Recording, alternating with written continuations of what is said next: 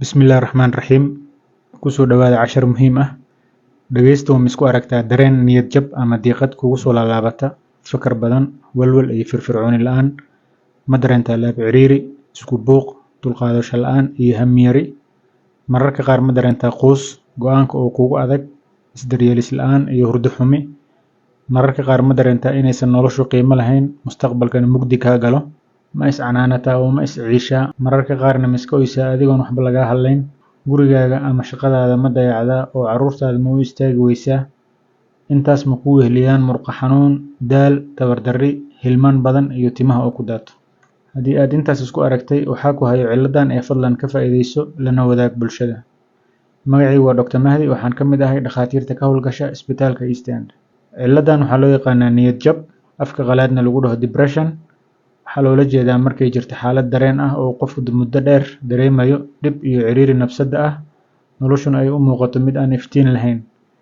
Marka qofka uu hayo niyad jab, haba yaraadee ma jiraan wax uu dareen wanaagsan oo farxad geliya ka helayo. Qofka niyad jabku hayo inuu hawl bilaabo way ku adag tahay, si dhaqso ah ayuuna u daalaa. Inta badanna way ku adag tahay inuu go'aan gaaro. Waxaa sidoo kale ku adag inuu qalbigiisu u soo jeediyo waxbarashada, wax akhriska iyo howlaha guriga. Qofka niyad jabku hayo hurdo xumo ayuu badanaa leeyahay, waana wax iska caadi ah in waqti hore ay hurdadu ka dhamaato habeenkii. Qofka niyad jabku dhibaatada ku hayo hurdada inuu helo ayaa mararka qaar ku adkaata, ama hurdo fiican ma seexdo oo marmar badan ayuu toosaa. Mararka qaarkood niyad jabku wuxuu leeyahay hurdo aad u badan, cunto xumo iyo miisaanka oo luma. Qofka niyad jabku hayo inta badan wuu dabci kululaadaa, waxaana dhici karta inay ku adkaato inuu dadka la joogo. Sidoo kale waa wax caadi ah inuu qofku nafsadiisa aad u eedeeyo. Qofku wuxuu kaloo isku arkaa xanuuno jirka oo kala duwan sida madax xanuun, murqo xanuun, calool xanuun iyo dhabar xanuun, daal iyo tabar darri, hilmaan badan iyo tinta oo daadato. Diiqadu waa qeexid caafimaad oo koobaysa waxyaalo badan oo ku saabsan ciriiriga nafta, waxayna keentaa niyad jab, kaas oo iska kaa hortaagaya nolosha. Wax kasta waxay kuugu muuqanayaan mid aan qiimo lahayn. Markeeda ugu xun, diiqadu nafta khatar ayay gelisaa. Waxaa laga yaabaa inaad ku fikirtid inaad dunida isdhaafisid. Dad badan oo diiqadeysani waxay la kulmaan kacsanaan iyo isku buuq. Kacsanaanta badanaa waxaa la socdo xanuun jirka laga dareemo. Kuwa kacsani waxay dareemaan maskax aad mashquul u ah, fakar soo noqnoqda, kuwan oo sababi kara inay kugu adkaato inaad nasato ama seexato. Muddada dheer kacsanaantu waxay keentaa daal jirka ah iyo caafimaad xumo guud. Marka maxaa keena diiqada iyo niyad jabka? In la fahmo waxyaabaha niyad jabka keeno waxay qayb weyn ka qaadataa in xal la helo, waxayna ka hortagaysaa khaladaad badan oo bulshadu aaminsan tahay. Dad badan ayaa aaminsan in niyad jabku uu ku dhaco dad gooni ah. Waxaa kaloo dad badan aaminsan yihiin in niyad jabku uu ka tarjumayo iimaanka qofka iyo Alle ku xirnaantiisa oo yaraada. Nasiib xumo, waxaan dhowr jeer la kulmaa qoysas aan aaminsanayn jiritaanka xanuunkan markii lagu sheego qof iyaga ka mid ah oo diida daaweynta iyo talooyinka dhakhtarka. Waxaan kaloo la kulmaa xaalado uu xanuunku ku fogaaday, taasoo ay sabab u ahayd waxyaabo lagu sameeyay qofka xanuunsan. Tusaale ahaan, qof isku buuqsan ama niyadiisu kacsan tahay oo samaacado waaweyn dhagaha looga daaray iyadoo la leeyahay jinni ama shaydaan ayaa laga bixinayaa, ama mararka qaar koronto lagu qabanayo. Quraanku waa daawo, in kaniini lala qaatana dhib keeni mayso, laakiin qof isku buuqsan markaa buuq kale ku furtid oo qof caafimaad qaba u adkeysan karin ama koronto ku qabatid, wuu kasii darayaa mooye wax caafimaad ah ka dhaxli maayo. Sidaa darteed, waa muhiim in cashirkan uu bulshada gaaro. Niyad jabku wuxuu yimaadaa markuu khalkhal galo dheecaanada u kala goosha ama dhambaalsidayaasha maskaxda, taasoo loo yaqaano neurotransmitters. Daawooyinka loo qaato niyad jabkuna waxay saxaan dhambaalsidayaashaas khalkhalay. Waxyaabaha khalkhal gelin karo arrimahaas waxaa loo kala qaybiyaa ilaa 5 qaybood. 1. Hidda raace. Dadka qaar baa u nugul cilada niyad jabka, waana wax Alle ku abuuray, si sahlan ayay isugu buuqi karaan. Waxaa kaloo la arkaa in diiqadu ay ku badan tahay qoysas gooni ah, taasoo ka tarjumayso in xiriir la leedahay hiddaha qofka inkastoo hiddo-wadaha ciladaysan aan la garanaynin. 2. Macdanta jirka. Alle wuxuu jirka ku abuuray macdan kala duwan oo mid walba hawl gooni ah qaabilsan. Haddii macdantaas ay jirka ku yaraato, waxaa qofka ku dhaca diiqad ama niyad jab. Waana arrin badanaa aan lagu baraarugin oo dhakhaatiirta ka hoos baxdo. Macdanta haddii jirka ku yaraato uu qofka sidan dareemayo, waxaa ugu muhiimsan fitamiinada D, B3, B6 iyo B12. Sidoo kale birta, calciumta, cusbada sodium, potassiumta, magnesiumta iyo chloride-ka.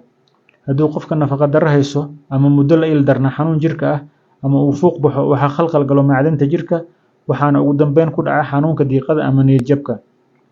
Midda saddexaad, hormoonnada.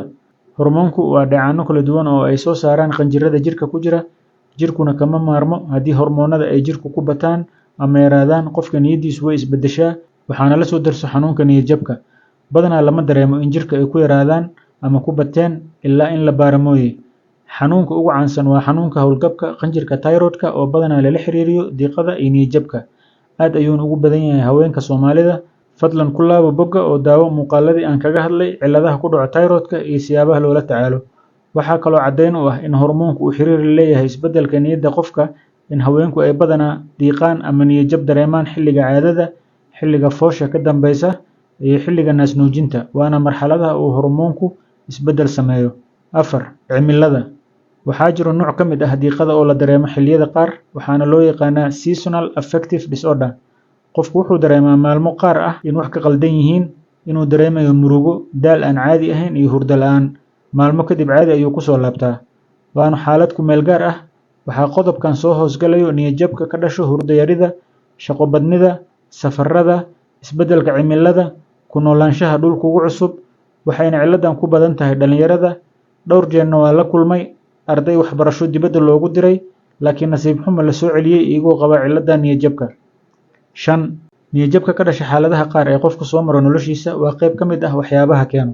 Inkastoo ay tahay nooca loogu aqoon badan yahay, xaaladahaas waxaa ka mid ah dhimasho qof kugu dhow, furiin, shaqo ka eryid, dhaawac nafsi ah oo carruurnimadii laguu geystay, inaad la kulantay wax kaa nixiyey ama saameyn kugu reebay, sida shil gaari, dagaal sokeeye, ama lagugu sheegay xanuun halis ah. Sidee loo ogaadaa niyad-jabka? Waa muhiim in qofka xanuunsan lala yeesho wareysi dheer si loo ogaado niyad-jabkiisa, nooca uu yahay iyo meesha salka uu ku hayo. Wareysigaas ayuu dhakhtarka ku garan karaa in sababtu ay tahay mid ka mid ah waxyaabaha aan kor ku soo xuso. Sidee loo daaweeyaa niyad-jabka? Daaweyntu waxay ku xiran tahay in la ogaado sababta rasmiga ah ee ka dambeysa niyad-jabkaaga. Haddii uu xanuun jirkaaga ku jiro ay tahay, waa in baaritaanno lagugu sameeyaa. Haddii ay ka dhalatay nafaqo darro ama khalkhal ku dhacay hormoonnada, iyadana waa in daawo lagu saxaa. Haddii ay ka bilaabatay xaalado dhib ah oo ku soo maray ama raad nafsi ah kugu reebay, waa in iyadana lagula tacaalaa sheekaysi, tusaaleyn, iyo haddii laga maarmi waayo, daaweyn. Qoysku waxay door weyn ka ciyaari karaan ka kabsashada diiqada haddii ay aqoon u yeeshaan qofka sida loo hayo. Hooyooyinka la ildaran xanuunkan waa in kaalmo ay ka helaan xubnaha kale ee qoyska si loola qaybsado culayska saaran. Mawduucan waa mid aad u ballaaran, laakiin waxaan isku dayayaa in muuqaal labaad soo duubo, taas oo aan kaga hadli doono noocyada niyad-jabka iyo siyaabaha aad ula tacaali kartid. Wixii su'aalo ah, fadlan noogu reeb qaybta comments-ka iyo muuqaalkan. Waana mahadsantihiin.